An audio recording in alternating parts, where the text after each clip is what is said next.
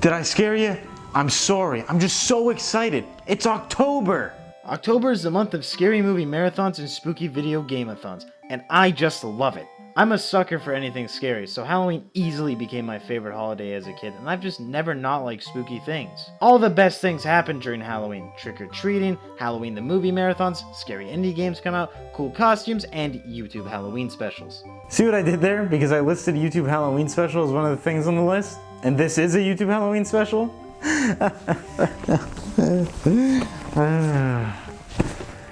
Geez, the only thing scarier than the things on that list was my script writing. Real quick, I know that seizures are a thing, so I think real quick, we're just gonna get rid of this thing, put it to the side. I think we're gonna need the light later, personally. Real quick. So in the spirit of Halloween, me and my good friend BB decided to watch a scary movie. And not scary. Scary, how could a human being be responsible for this piece of shit? Isn't that right, BB? Ethan, this is fucked. You can't just keep me trapped in this thing. Oh, you sound a bit scared there. Should I call your mummy? Fuck you.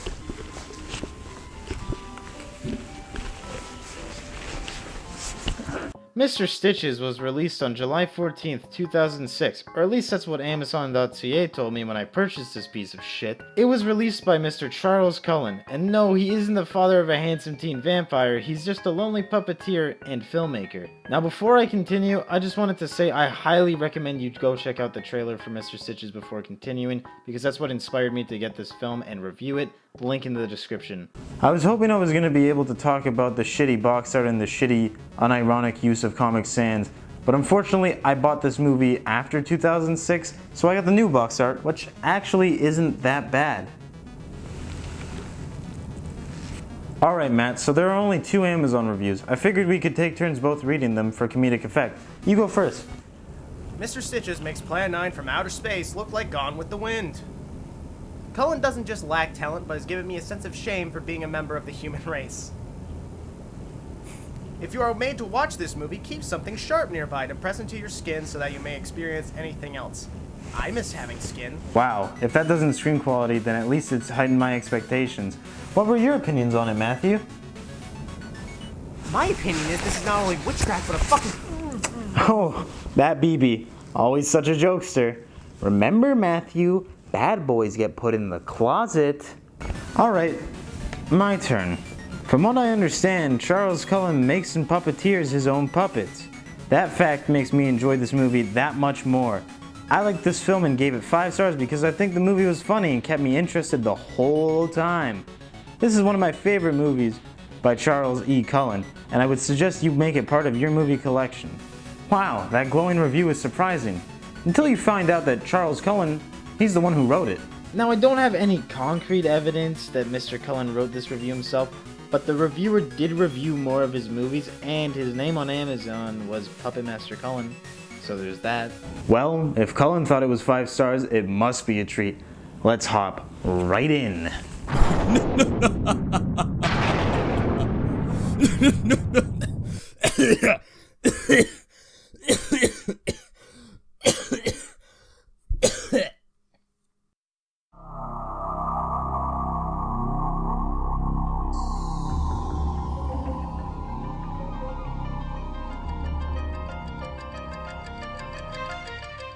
Alright, so the movie opens up with about 3 minutes of credits, then we get this shitty filtered old man driving a car while having a stroke.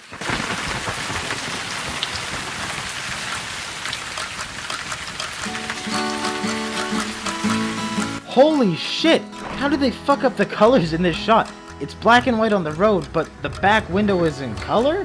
It's not that hard to edit that, and couldn't they just put a filter on everything instead? Why is the old man in the car in color anyways? Everything else isn't. Oh shit, that thunder was louder than... My wife's ass after a good steak dinner. Well put, baby. Dude, come on, I could chroma key better than that.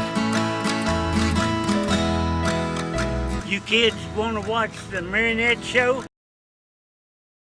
So after 2 minutes of the old man shaking and the kids shaking their heads no because they don't want to see the puppet show, someone finally says yes. Yeah. Yeah. and I'll need 50 cents from each one of you. Nice try, Mr. Cullen, but there weren't any dummies in that shot. Unless we're counting the little kids. This is the pilgrim, and this is 2 feathers. How come he only has 1 feather? I forget? Did they seriously leave this in thinking it would be funny? Now you may be saying, what did the old man forget? Well, isn't it fucking obvious? He forgot his fucking line. Shut your mouth and watch a puppet show. But it wasn't very good. Oh, it's like that joke where I zoom into my face and I get really loud. Except I get really loud and they didn't do it here. Oh, don't worry, I'm not gonna do that to you guys this time. I promise. I'm gonna beat all of you with this stick. Now, I'm no policeman, but I'm pretty darn sure that beating up kids is illegal, mister. Go get help. Oh, go get help. Go get help. I'm pretty sure the only thing dying here is the old man's acting career. So we get a little interruption from our movie so Mr. Cullen can narrate over things. I don't understand why these are in the movie. It's just so pointless to narrate over things. The story's not that hard to follow. Oh, where are my manners? Matthew, tissue please. Fuck you. Or is it all junk? I find it hard to believe that the director actually thought that this sheriff sticker was gonna pass as a believable sheriff sticker.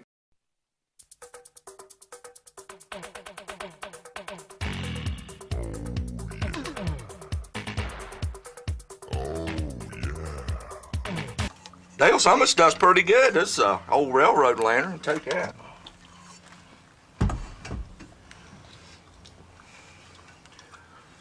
old railroad spittoon. We've got a code 30 domestic disturbance out in Buena Vista.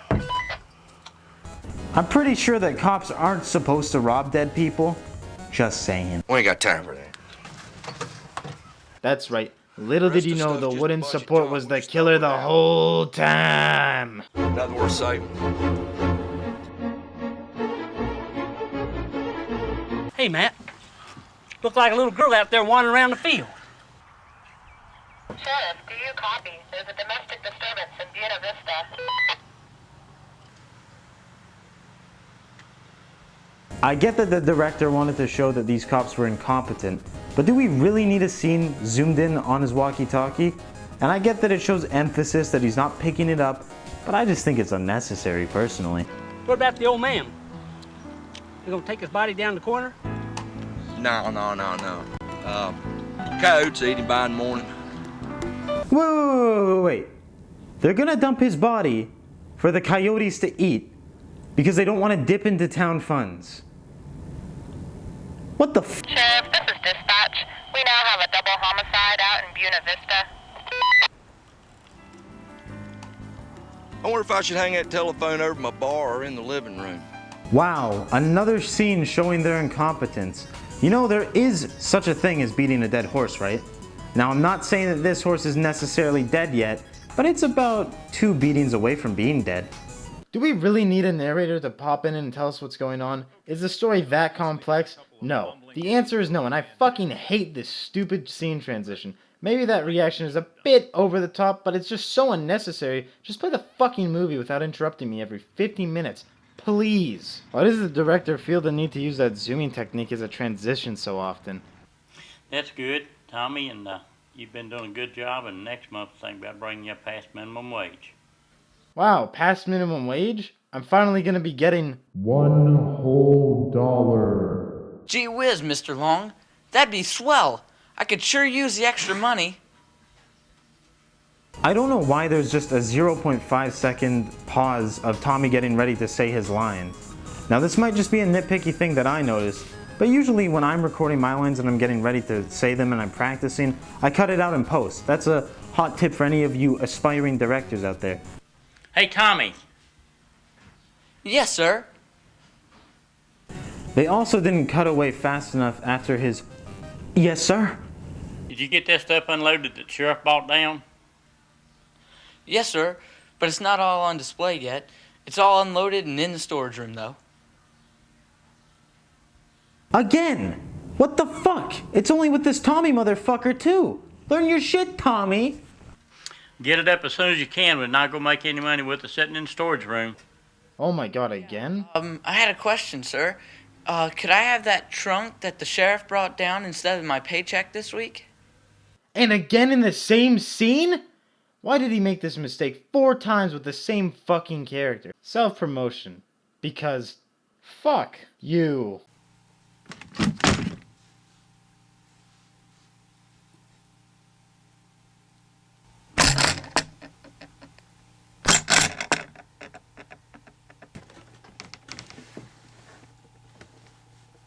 Wrong trunk, Tommy. Wow, that was probably the best movie reel I've ever seen in my life. Looks like you picked the wrong trunk, Tommy. Yeah, you already said that, Mr. Stitches. Where was your dad today? How come he didn't pick you up at work? He's a stinking alcoholic, Tommy. Tommy, did you know you're a bastard? Your dad's not your real dad. Someone else got your mother pregnant. What the fuck? You Mr. asshole. Stitches, more like Mr. told you, Savage. Jesus Christ. You picked the wrong trunk. Mr. Stitches, a puppet, has a shotgun. A fucking shotgun? Really? How did he even get his hands on that shotgun? Did he go to Walmart and say, "You have this in a Kids 13?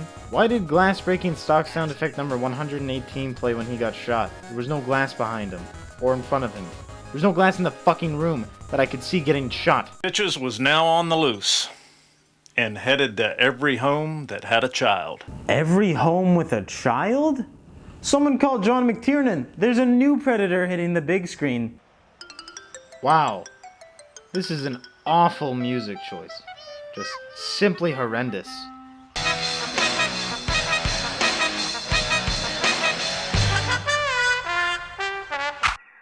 Yeah, I hate to be Captain Logic here, but a knife being thrown wouldn't look like that. Wow, another stunning death effect. What was the point of that red transition? That pretty much sums up my entire reaction of this film so far. Hey, Matt. Ain't that little girl we saw the other day?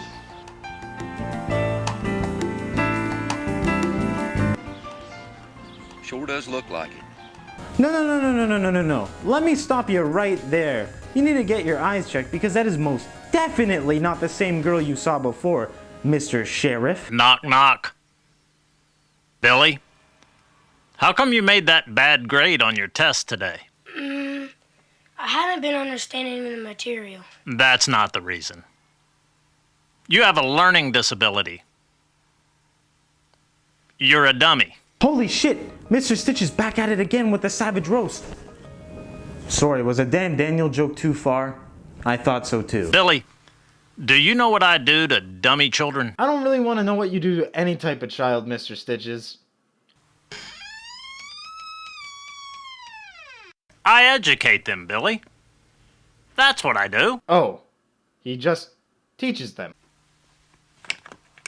Why did he even put on the glasses if he was just gonna take them off like 3 seconds later? It makes no sense. Also, do puppets need prescriptions? There are very few notable things in this scene, so I'll try to list them off as quickly as possible. First off, the animated bats are atrociously awful. Secondly, the kids' karate moves are so fire they make Chuck Norris look like a plank of wood.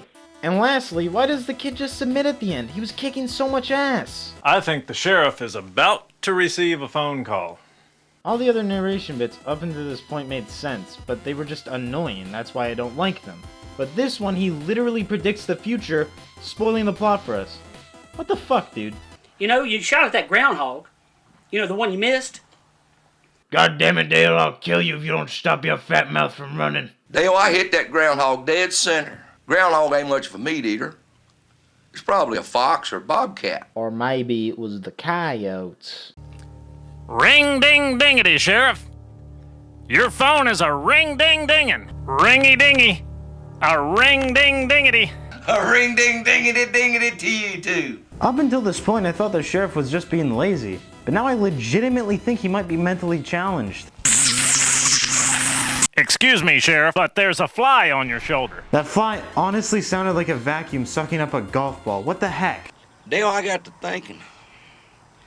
All these problems started when that old man drifted into town. We need some sort of sideshow specialist.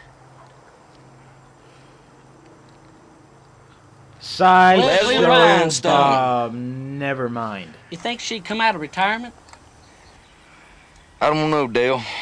Last I heard, she'd give up the Wild West Rodeo show and become a tomato farmer. She gave up the Wild West Rodeo for tomato farming?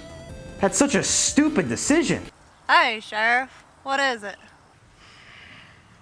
How the fuck is it humanly possible to miss a leaf that's stationary? How can you miss grabbing that? Well, our town is starting to experience some strange things. Some very strange problems. Real strange problem. You've said strange 3 times now. You want to move on now? Oh yeah, the famous zoom in because it's important technique. Miss Rhinestone, does the word Mr.Stitches mean anything to you? Oh, and now it's time to cue the "Oh my god, I know that name" music.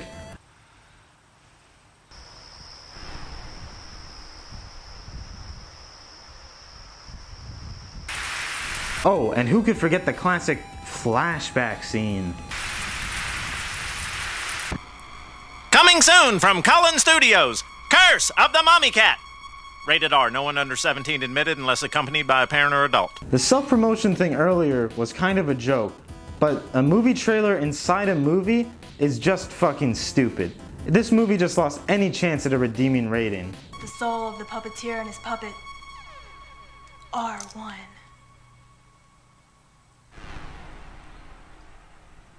Why was there a pause there? Was that supposed to be a big reveal?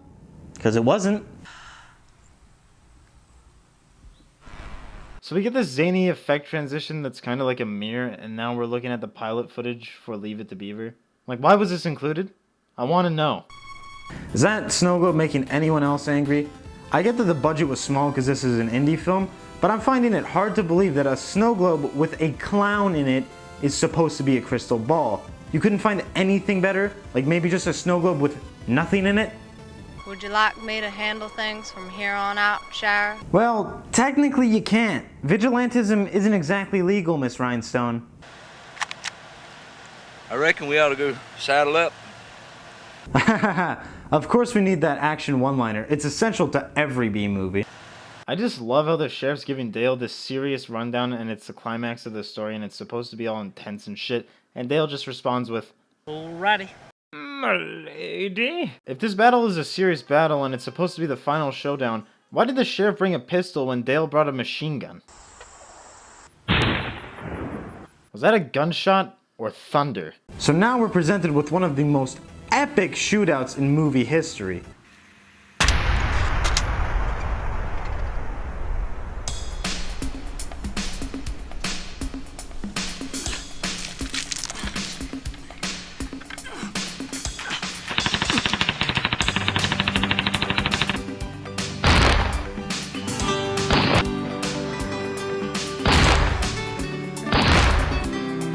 You're not holding that gun properly, Miss Rhinestone. I love these grass effects. You know, the grass is just kind of swaying by the door. Oh yeah, remember that one scene where they weren't there at all? Man, you gotta love continuity errors. Action replay because fuck you. Mr.Stitches has a revolver now? And it's just a cap gun with the tip removed. Why didn't they just give him Leslie Rhinestone's revolver? She's not in the same shot, so it wouldn't matter. I mean, normally it kinda would matter, but you've made it abundantly clear you do not care about continuity errors. Go back up in his rhinestone. Don't be a hero, Dale. Most of them end up dead.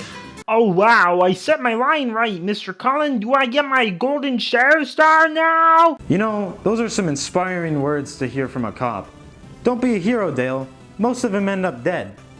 Wow.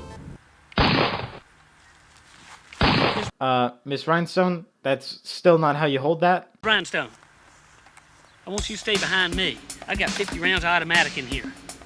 You sure you want to do that? That little puppet's pretty swift with the gun.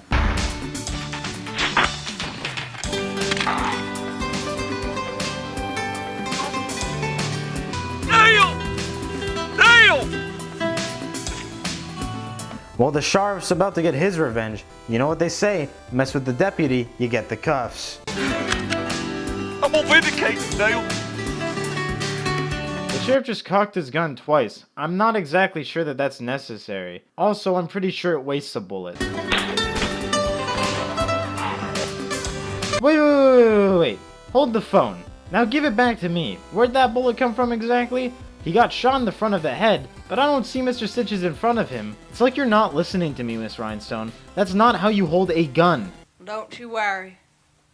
Old Leslie Rhinestone's gonna get him. You know, when somebody says they're gonna get him, they're most likely not going to get them.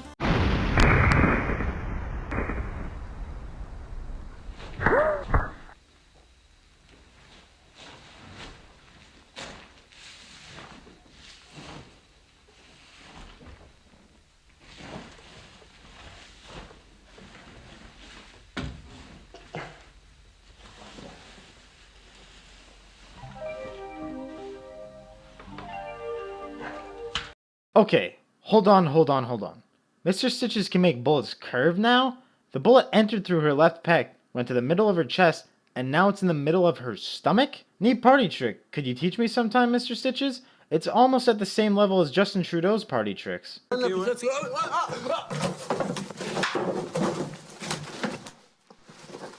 vois, t'étais réellement inquiet, là. Il était réellement... Well, I guess sometimes stories don't always end the way we want them to. What do you mean? The story ended exactly how I wanted it to end. So there you have it, Mr. Stitches. Was it bad? Oh fuck yes, it was awful. But it's one of those movies you can just sit down with a couple of friends and have a good laugh with. But I think it's bad for another reason. I think it's evil. I can sense its evil presence, and that's why I have to dispose it. Let me just get ready here real quick, cause you know, our disposing gear. You coming, Matthew? Right behind you.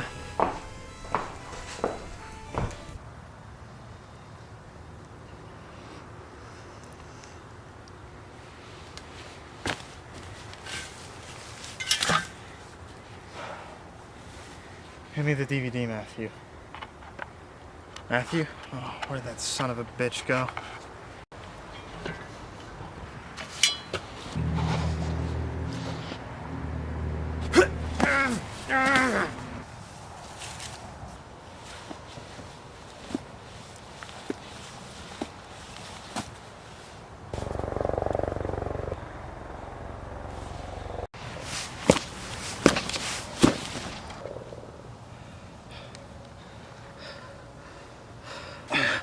Thank God. Thank God it's over. Who are you? No. No. No.